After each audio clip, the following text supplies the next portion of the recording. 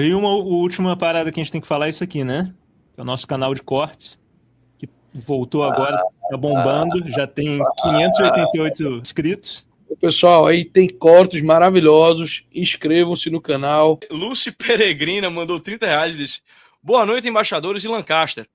Poderia falar das indulgências? Fui criado em lar protestante e queria entender a posição da Igreja Católica. Muito obrigado. É uma pergunta honesta. Uma coisa interessante, vocês veem como que a coisa é complicada, é ruim, né? A questão da indulgência virou sinônimo do problema lá de Lutero. Sendo que indulgência é um elemento integrante da doutrina católica e da prática de fé católica, né? Sim. Então eu não sei se a pessoa está falando da indulgência em si mesma ou da questão da venda de indulgências, né? Bom, não estou falando que ela tem culpa, não. Como ela falou que veio de lar protestante, eu presumo que o que está acontecendo, a pergunta dela é motivada por ter ouvido muito sobre as indulgências, que a igreja cobrava indulgência e que era uma ferramenta de corrupção e que estava acontecendo isso à torta e à direito, e aí Lutero precisou reformar a igreja por causa disso. Sim. Tá certo. Bom, não é porque para responder essa pergunta a gente tem que voltar para a questão doutrinal, né? Explicar o que é a indulgência. Bom, conforme a Igreja Católica crê, através do arrependimento sincero, verdadeiro, e a resolução de não mais pecar, seguida da confissão sacramental, os méritos infinitos de Cristo conquistados por nós na cruz nos garantem a absolvição, de modo que por aquele pecado, nós não mais seremos condenados ao inferno. No entanto, a Igreja crê que existe que todo pecado que cometemos ele exige uma reparação temporal, ou seja, nós não iremos mais para o inferno por causa daquele pecado. No entanto, existe ainda uma reparação a ser feita por ele.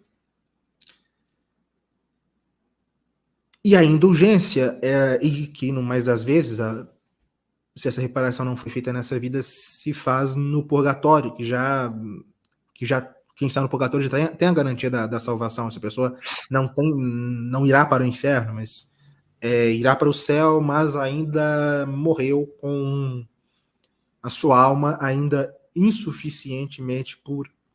E por isso deverá passar pelo purgatório. Pois bem, e a igreja, como ela recebeu de Cristo a faculdade de ligar e desligar, ela tem a possibilidade de aplicar as almas dos vivos e dos defuntos, inclusive estão chegando aí no dia de finados, ela tem a possibilidade de oferecer a nós esses méritos infinitos de Cristo, pelos quais nós, praticando uma obra indulgenciada, ou seja, ou uma esmola, ou um ato de devoção, ou uma penitência, enfim, nós somos livrados dessa pena temporal do purgatório. Né? Então, isso é a indulgência. Isso é indulgência. Isso é doutrina católica. Isso não tem nada a ver com Lutero. A questão é que Lutero, quando Lutero viveu, no começo do século XVI, estava se reconstruindo a Basílica de São Pedro. O imperador Constantino havia construído a antiga, ela estava arruinada, teve que ser posta no chão, e o Papa Júlio II começou a construir outra. E a Basílica de São Pedro é a igreja mais importante da cristandade, é a igreja mais importante da Igreja Católica. É o lugar de sepultamento do túmulo do apóstolo, o principal santuário do mundo católico. E o Papa Júlio II iria reconstruí-la. E tanto ele, se não me engano, ele já, e o seu sucessor, o Papa Leão X, eles decidiram pregar uma indulgência na Alemanha, pela qual uma das obras indulgenciadas era a doação de uma esmola para a construção da Basílica de São Pedro. Se tratava de uma venda. Como funcionava o negócio?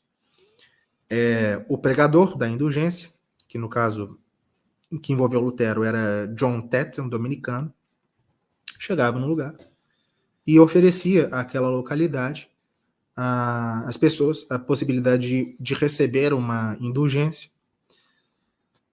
Como? Através da compra de determinado papel? Não. Através de uma série de orações que eram feitas, através de uma longa peregrinação em 7 igrejas a pé. E claro, depois, para se obter qualquer indulgência, é necessário. A indulgência não é o perdão dos pecados, pessoal. A indulgência, o perdão dos pecados se obtém através da confissão sacramental. Depois da confissão sacramental, com a comunhão, com a peregrinação a 7 igrejas diferentes, com a recitação de certas orações e práticas de devoção, se doaria ao final uma esmola, de acordo com a capacidade de cada um. E a esmola é uma obra de misericórdia. Uma esmola para a igreja, para a construção da igreja. Não se tratava rigorosamente de uma venda, mas se tratava de algo, indiscutivelmente, de um procedimento que, para as almas menos bem formadas, e até, necessário dizer, até pela forma que eventualmente um pregador poderia pregar essa indulgência, que poderia de fato parecer uma venda. Agora, a pergunta, era venda? Não. Tanto, como você sabe? Muito simples. Se uma pessoa, imagine um pobre, que cumpriu todas as condições, mas não tem condição de doar nem um centavo, essa pessoa era reconhecida como recebendo a indulgência. Uma pessoa que não tinha condição de doar, mas que fizesse os atos de as orações e a penitência e a peregrinação, recebia a indulgência para si ou para os seus do mesmo jeito. Enquanto aqueles que tivessem condição de doar para a construção da grande igreja da cristandade, que recebia todos os anos milhares de peregrinos que afluíam de todos os cantos, esse fazia uma doação ao final. Que no caso ali, uma das obras indulgenciadas era justamente a esmola. Aí, Lutero, ele começou a denunciar, aí houve as 95 teses, e isso que é muito importante dizer também. Lutero, ele já era protestante antes do problema das indulgências. Essa é uma questão importante. Doutrinariamente, Lutero já estava corrompido antes do 31 de outubro de 1517. Ele já havia havia desenvolvido, criado aquilo que seria posteriormente a sola fide. Já tinha. Ele já... E aqui não dá para descer nessas minudências da biografia de Lutero, mas ele já não acreditava realmente na participação, daquilo que a gente falava da santidade. Ele já não acreditava na possibilidade do homem participar do seu processo de santificação e das suas obras serem meritórias. Ele já não acreditava nisso. Ele já tinha enveredado por algo que se aproxima da sola escritura. Então ele já era um herege antes do 31 de outubro de 1517. E a questão das 95 teses, muitas pessoas acham que aquilo ali foi um ato assim, muito... Vejam, o ato em si mesmo não tinha nada de novo. Era muito comum, principalmente nos debates universitários daquele tempo, um mestre, um doutor em teologia, um mestre, quando eu falo aqui, não no sentido de grau acadêmico, mas de professor, ele podia simplesmente escrever uma série de teses e afixar em algum lugar para chamar os outros à discussão. Então, aquilo que Lutero fez ali era normal. E o padre Gregory Hess, ele falava uma coisa muito interessante. O problema não é o Lutero ter escrito alguma coisa e colocado e afixado na parede. O problema era o que estava escrito ali. Que ia-se desde algumas enunciações que em si mesmas não tinham nada de mal, tanto é que quando o Papa Leão X foi aferir cada uma das 95 teses, agora já me foge um número, mas umas boas dezenas, entre 40 e 50, ele falou que não eram heréticas. Já outras eram heréticas e outras... E ali já se vê como é que já havia uma desordem. Já não eram nem heréticas nem não heréticas, porque nem teológicas eram. Por exemplo, Lutero, uma das teses se o Papa não tem condição de... Não me lembro exatamente se uma das teses é exatamente essa, Não quero fazer uma citação falsa aqui, como nossos amigos fazem, mas o conteúdo de uma das teses chegava perto de se o Papa não tem condição de... Como que é? Porque, se o Papa quer construir a Basílica de São Pedro, por que ele não tira dinheiro do seu próprio bolso? Ou seja, não era isso não é uma tese teológica para se discutir. Sim, né? sim. Então, repito, não estou querendo fazer citação literal aqui. E nem estou dizendo que era desse modo, mas enunciações que se aproximavam desse tipo de argumentação, que não era estritamente um debate teológico, era de fato uma coisa bem mais polêmica, no sentido mais pejorativo do termo. E assim, é complicado dizer o que Lutero pensava, o que Lutero não pensava, porque ele se desdisse ao longo da vida muitas vezes. Por exemplo, posteriormente, ele diria que, se não me engano, foi uma das suas conversas à mesa, ele disse que ele não sabia o que era indulgência quando do 1517. Ele disse isso. O Lucas, só te interrompendo rapidinho, aqui, ó, é a tese 86. Again, why does not the Pope, whose wealth is today greater than the wealth of the richest Crassus, build this one Basilica of St. Peter with his own money rather than with the money of the poor believers? Você citou quase...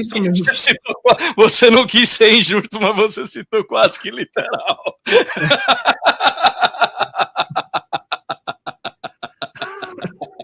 A pergunta é, se o Papa é tão rico, né, por que ele não constrói? É básico, bom, enfim. E isso realmente não é uma tese, né? Isso é uma pergunta, assim, por que esse cara não faz isso, né?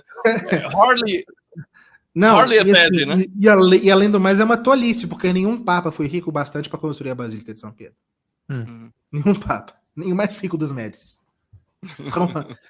Então é uma grande tolice. Mas é isso. Então... Que bom, né, que eu não cometi nenhuma injustiça com o senhor Martinho Lutero, como ele costumava fazer com as pessoas, mas tese 86, bom que eu vou guardar. Porque eu acho que revela bastante o contexto. Então, é o que eu estava falando. Ele posteriormente diria que não sabia o que era indulgência. Quando dessa cena aí. A gente pode acreditar no que... Não sei, eu não acredito em nada que ele falava. Não acredito mesmo. Não acredito nas afirmações que ele faz em razão do como ele se desdisse sucessivamente ao longo da vida. Mas é isso, então, assim, se nós... Agora, esse era um procedimento generalizado em toda a igreja? Não era. Não se tratava de algo institucionalizado, não se tratava de uma política da igreja de vender indulgência. Isso nunca existiu. O máximo que se aproximou disso foi... Estou falando, o máximo que se aproximou, porque eu não digo que é. Eu não posso afirmar que era. Quando eu falo não posso, porque não é que eu não tenho elementos, é porque realmente eu não acredito que era. Não posso afirmar que essa indulgência que era pregada e contra a qual Lutero protestou, eu não posso afirmar que aquilo era uma venda. Bom, acho que é isso.